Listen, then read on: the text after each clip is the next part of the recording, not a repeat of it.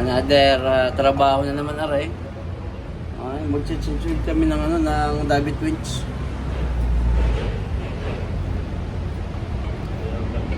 Kailangan matapos bago mag-departure mamaya.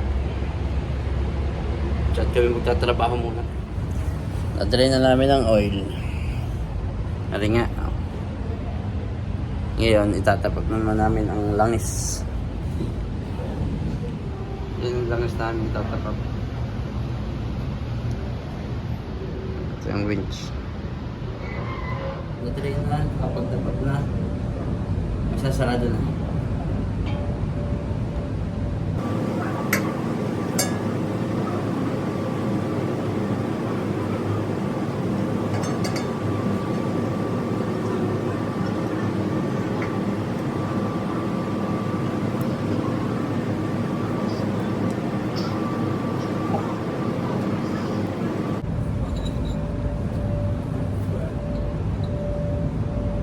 Banda ngayon.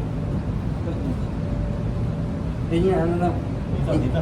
Hindi, ihilahin yun. Dito sa may ganda. Ay, tapos na. Mahigpit na. Pwede na uling i-service. Tanggalin yung mga tuloy yun. Oo.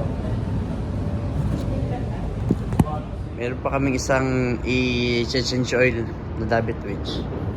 Ano naman. Sa iba namang lifeboat aray.